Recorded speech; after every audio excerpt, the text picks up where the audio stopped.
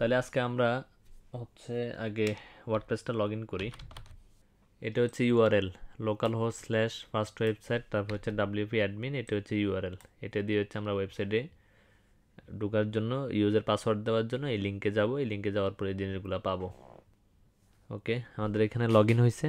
Log in হওয়ার পর এখন হচ্ছে আমরা গত ক্লাসে তো কামিং সুন পেজ পর্যন্ত দেখছি, আমরা এটাকে আজকে ডিঅ্যাক্টিভ করে দিই। এখানে আসলাম, আসার পর হচ্ছে আমরা এটাকে ডিজেবল করে দিই। ডিজেবল, আমাদের এটার দরকার নেই আর, কাজ শেষ। Save changes.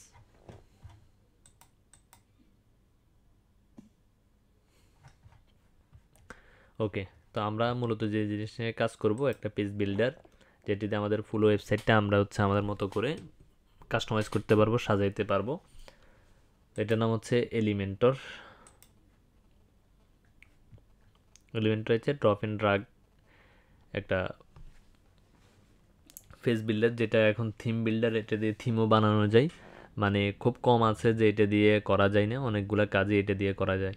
ইভেন এটার উপরে বেস্ড করে অনেকগুলো অ্যাড অন, মানে এর সহযোগী অনেকগুলো অ্যাড অন কিন্তু তৈরি হয়েছে। এর মধ্যে বাংলাদেশের অনেকগুলো ডেভেলপার আছে যাদের অ্যাড অনগুলো অনেক পপুলার। তো আমরা এগুলোও ইন ফিউচারে দেখব।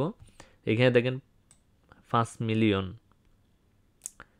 মিলিয়ন ওয়েবসাইটে আপনার হচ্ছে যে এই প্লাগইনটা অ্যাক্টিভ আছে।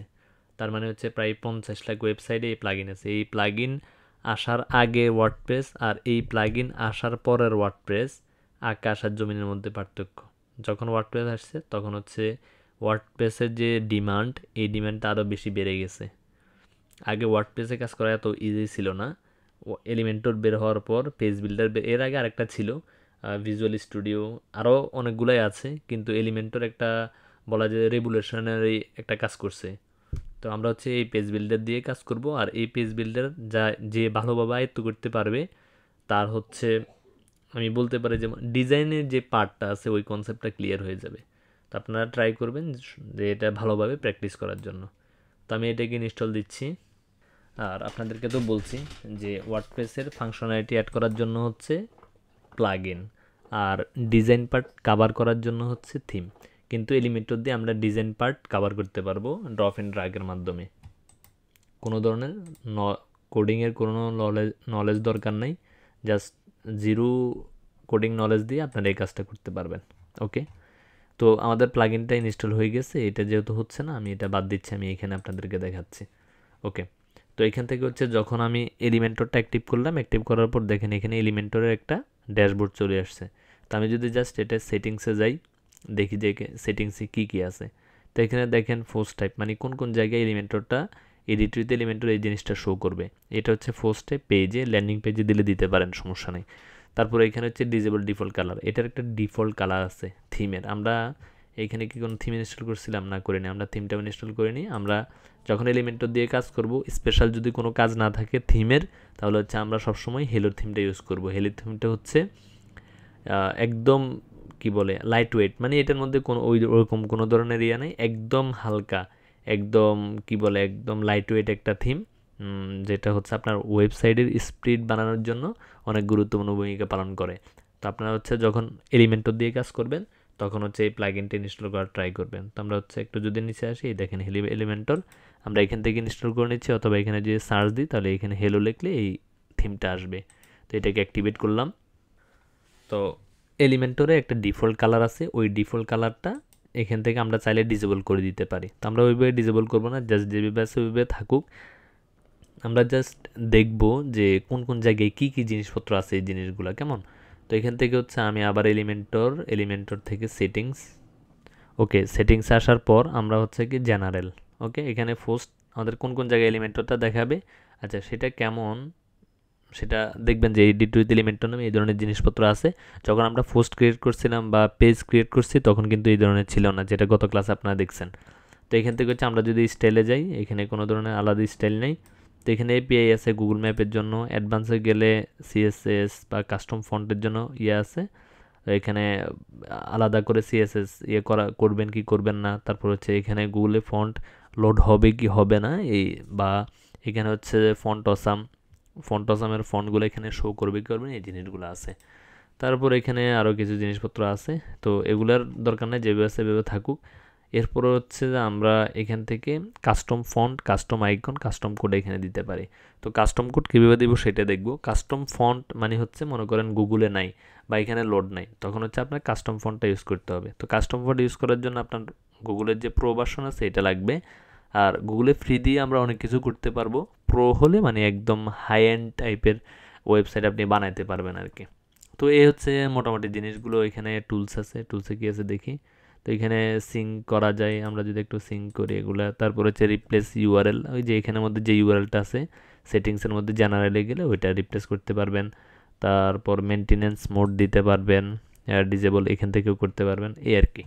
তো এগুলো হচ্ছে মূলত জিনিস, তো এগুলো দিয়ে তেমন কাজ নাই। তারপরে দেখালাম যে এখানে এই জিনিসগুলো আছে। আমাদের মূল কাজ যেটা সেটা হচ্ছে আমরা এলিমেন্টরে অনেকগুলো উইজার্ড আছে, ফ্রি এবং প্রিমিয়াম।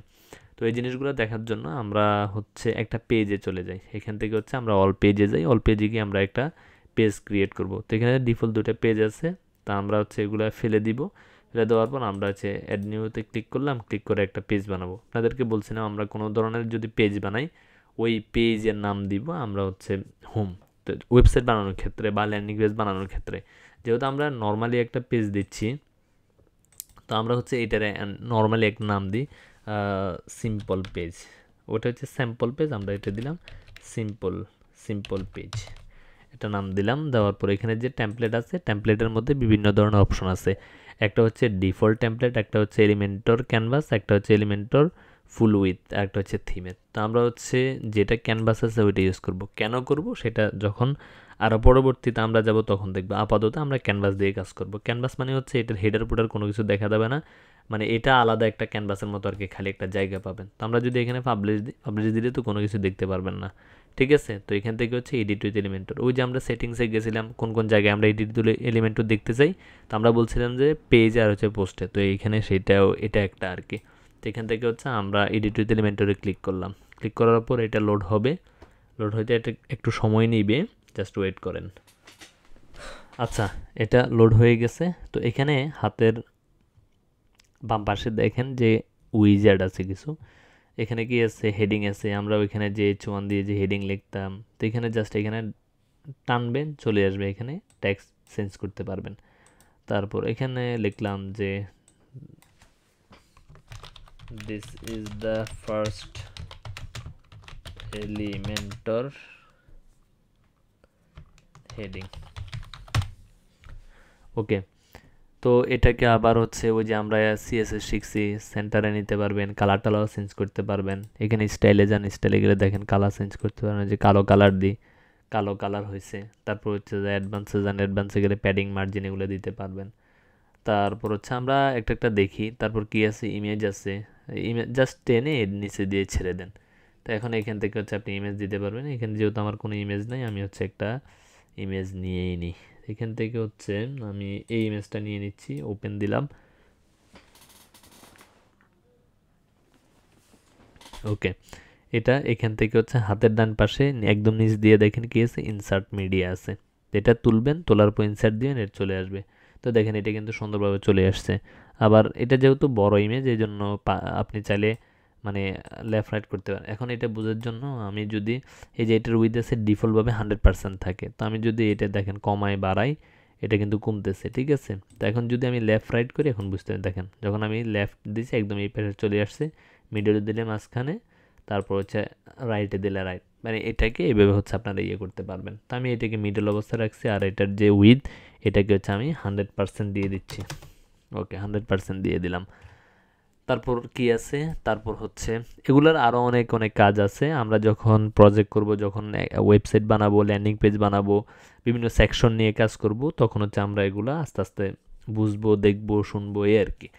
তারপর এখানে আছে ইমেজের পরে আমাদের কি লিখতে পারে, আমাদের হচ্ছে মনে করেন একটা টেক্সট এডিটর লাগতে পারে। তো এখানে মধ্যে ডিফল্ট লেখা আছে, আমি এটাকে কয়েকবার কপি করে আপনার এখানে পেস্ট করে দিচ্ছি।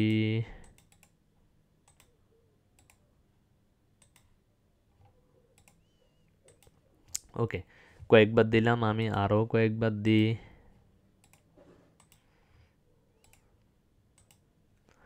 ওকে, দেওয়ার পর এখন এগুলাকেও আমি আমার মতো করে স্টাইল দিতে পারবো। এখানে আসলাম স্টাইলে, যত ধরনের স্টাইল, যত ধরনের কালার, বড় ছোট সব কিছু এখানে আসবে।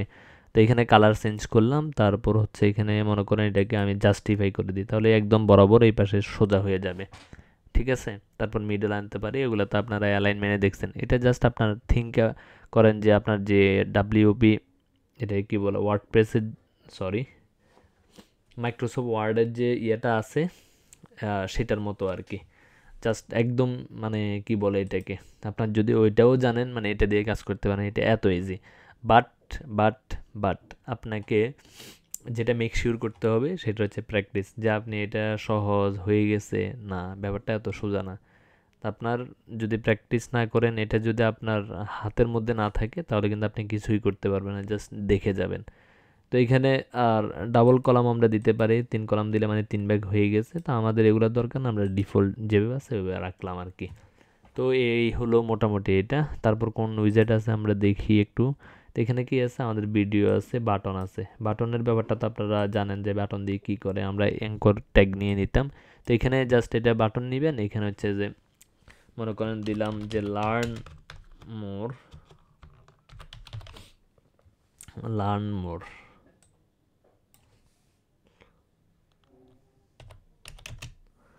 লার্ন মোড দিলাম। এখন এটাকে মাঝখান বরাবর দিয়ে আমরা চাইলে এটা টেক্সটকে বড় করতে পারি, ছোট করতে পারি।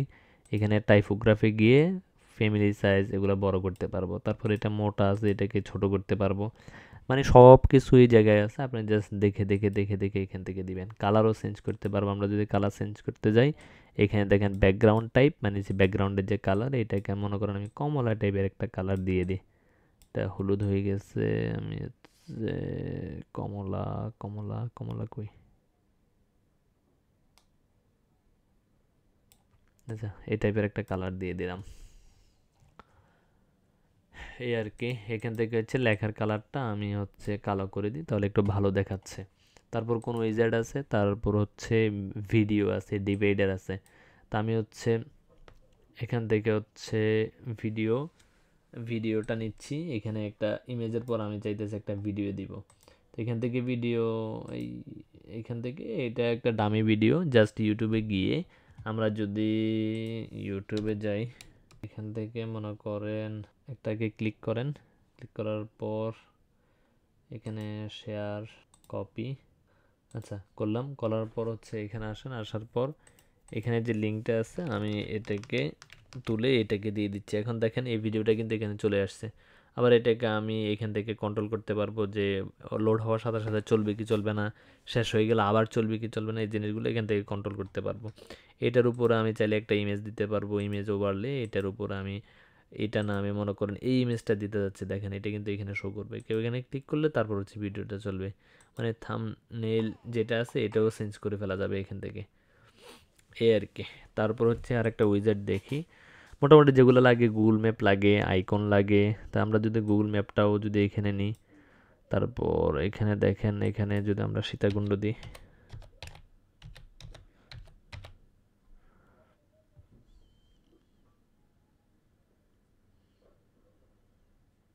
এখানে দেখেন এই যে সীতাকুণ্ড দেখা যাচ্ছে, ঠিক আছে। তো এইভাবে আপনি যেটা লিখবেন সেটা কিন্তু চলে আসবে। তো এখানে এগুলার বাইরেও আমরা যদি অন্য একটা, এগুলো তো সবগুলো আমি একটা সেকশনের মধ্যে নিয়েছি, তো আমি চাইতেছি অন্য একটা সেকশন নিব। তো সেকশন নেওয়ার জন্য এখানে দেখেন প্লাস আইকন আছে, এখানে ক্লিক করবেন, বা প্রথম তো এই অবস্থায় থাকে।